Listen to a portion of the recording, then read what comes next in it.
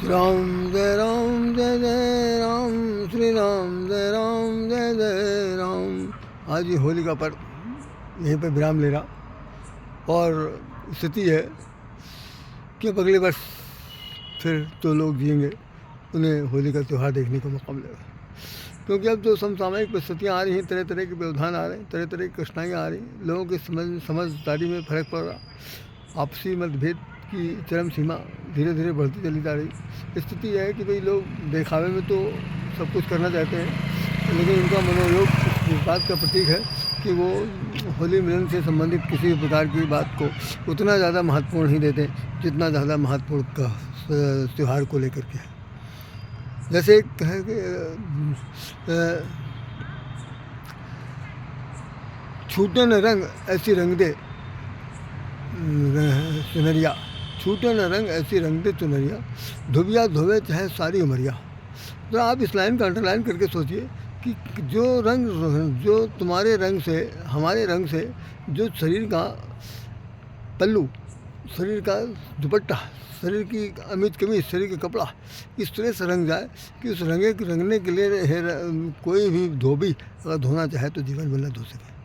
वो प्रेम का रंग चटक, वो प्रेम का रंग अजस्र है, वो प्रेम का रंग अब्रिल है, वो प्रेम का रंग जो है वो बहुत गाढ़ा है, बहुत ही अद्वितीय है।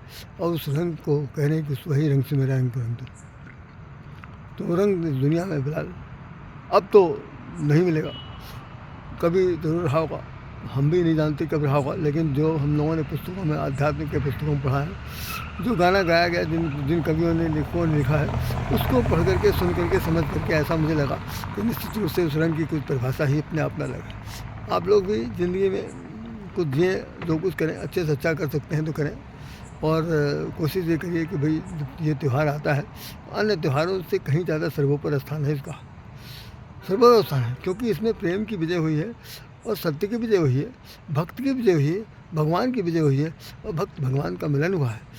आसुरी प्रवृत्ति का सर्वनाश हुआ है। आसुरी प्रवृत्ति के जितने भी समर्थक थे या समर्थन करने वाली उसकी जो खलनायिका है, क्यों कह लीजिए कि भाई हिरण्यकश्यप की बहन है, इन सब लोगों को भी एक प्रकार के बहुत ज़्यादा मुँह की खानी पड़ी, और आखिर भक्त प्रहलाद जो है फिर भगवान की गोद में खेलता है। तो भगवान से नाराज़गी व्यक्त करना, भगवान से दुश्मनी मोल लेना और भगवान को कुछ न समझना, उनके भक्तों को सर्वनाश करने की चेष्टा करना, ये जो है यही खास तौर से मूलभूत सिखाता है कि भाई जो भगवान से सच्चा प्रेम करता है, अटूट प्रेम करता है, विचल प्रेम करता है, अनंत प्रेम करता है, अमिट प्रेम करता है, ऐसे प्रेम की परिभाषा को केवल ईश्वर ही समझ सकता है। जैसे उसको वो कह सकते हैं, अभी मुझे याद आ रहा था कि उन्होंने ये कहा था कि भाई इस ऐसे प्रेम को जो लोग समझते हैं तो उनके लिए फिर भगवान ने तो साफ साफ कह दिया था कि जो लोग इस तरह की अगर कोई चर्चा करते हैं, किसी प्रकार की कोई ऐसी व्यवस्था का अनुपयुक्त करते हैं, तो निस्संदेह आप समझ लीजिए कि क्या कि राम रोष पावक में जरई। रामचरितमानस में लिखा है कि जो हमारे भक्तों को सताता है तो उसको राम के रोष में, राम के क्रोधाग्नि में वो भस्मसात हो जाता है, ये लिखा हुआ। और ये बात काकभूषणी उन्होंने जटायु ने कही थी, रावण से कहा था, तो रावण भी विरोध के पक्ष में खड़ा था, इसलिए उसको ऐसा किया गया।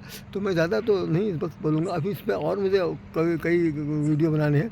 यहाँ मैं जिस उद्यान में बैठा हूँ, ये उद्यान में भी समय हो गया, और ये समझिए कि आज के बाद से होली मिलन का ये पर्व जो है यहीं पर विराम लेता है। वैसे तो पूरे महीने में मनाया जाएगा, लेकिन आज अष्टमी हो गई है, शीतला अष्टमी हो गई, देवी की पूजा पाठ किया गया। देवी की जो है शीतला जी का एक शब्द बता दूँ कि शीतला देवी भी भगवान माँ दुर्गा का ही रूप है, और उनकी पूजा सिर्फ इसलिए की जाती है कि उनके प्रकोप से, उनकी कृपा से जितने भी वो प्राकृतिक दुष्परिणाम होने वाले हैं या ऐसी परिवर्तन जिससे महामारी आ सकती है, उसका वो समन कर देती है। जैसे अब तो बहुत कुछ बिहार में तरह तरह की वो आयोजन हो चुके हैं, आविष्कार हो चुका है। नहीं तो कभी कभी चेतक जो है महामारी होती, बड़ी चेतक, छोटी माता, बड़ी माता कहा जाता था, माता कहा जाता था। और आप देखिए कि उसमें शीतला देवी जी को ही पूजा की जाती है, और ऐसा कहा जाता है कि ये देवी जो है नीम के पेड़ में निवास करती हैं। निमिया के पेड़ जन काटो, निमिया के पेड़ पर चिड़ई बसेरा, ऐसे करके गाना भी आता है, लोकगीतों में आता है। तो मैं तो सिर्फ इतने आप लोगों से कहूँगा कि भाई भगवान का भजन करने वाले लोगों को कुछ सताया न जाए, बल्कि उनसे ये ज़रूर जानकारी की जाए कि भाई वो प्रेम जिस लिए कर रहे हैं किसके लिए कर रहे हैं। यदि वो अपने लिए कर रहे हैं या संसार के लिए कर रहे हैं या समाज में प्रेम की परिभाषा को परिभाषित करने के लिए कर रहे हैं, तो निश्चित रूप से उनको समझना है और समझ करके उस योगदान को अपने जीवन में उतारना, यही इस प्रेम की बहुत बड़ी परिभाषा है। होली तो हर साल आएगी, होली हटती आती रहेगी। जो लोग जिएंगे वो तो होली खेलेंगे, जो नहीं जिएंगे उनकी तो बातें छोड़ दीजिए। फिलहाल मौके को चूकना नहीं चाहिए। मैं तो ये सबसे यही प्रार्थना करूँगा कि ये होली का त्यौहार बहुत अच्छे ढंग से मनाया जाना चाहिए। हमने इस पर बहुत से लेख लिखे हैं, कुछ लेख पर हम चर्चा करेंगे आज नहीं तो कल। बस केवल आज की तारीख में सिर्फ अभी इतना लीजिए। अभी पहला एपिसोड मेरा जारी हुआ, दूसरा ये मैं दे रहा हूँ आज की तारीख में। आज की तारीख में हो सका तो वो भी मैं दे दूँगा। तो सिर्फ सबसे बड़ी बात यह है कि भाई इस त्यौहार को आप होली मनाने का मतलब सिर्फ यही है कि हम आपके हैं, तू प्रिय मुझ में मैं प्रिय तुझ में, तू रंग मुझको मैं रंगूँ तुझको, यही इसकी परिभाषा है। तू प्रिय मुझ में, तुम प्रीतम मेरे में हो, मैं तुम्हारे दिल में बसी हूँ। तुम अपने रंग से मेरे रंग को रंगो, मेरे जीवन को रंगो, और हम अपने प्रेम रंग से तुमको रंग दें। तो जहाँ पर एकाकार हो जाए, जहाँ पर एकत्व की बात पर परिभाषा आ जाए, जहाँ पर प्रेम को परिभाषित करने के लिए शब्द ही मौन हो जाए, उस या मौना हो जाए, समझ लीजिए कि वहाँ पर प्रेम जो है वो चरम सीमा पर पहुँच गया। वो उसकी एक विशेषता यही है कि प्रेम भरा घट जन रहे छूछा।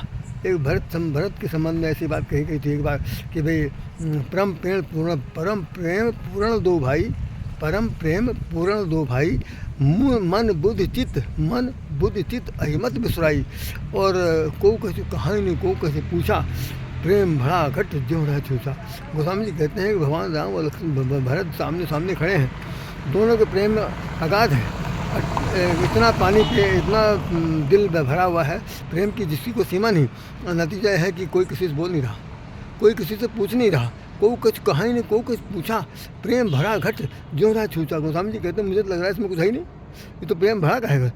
तो बस कहने हैं कि वहाँ पर मन बुद्धि चित्त जहाँ पर बिसर जाए, जहाँ पर इन शब्दों का प्रयोग करना बंद हो जाए, कभी की कल्पना जो है वो आकाश छूने से बजाय वो धरती के पास आ जाए, तो आप समझ लेना चाहिए कि प्रेम जो है वो अपने चरम सीमा पर से भी अति उत्तम स्थिति में आ चुका है।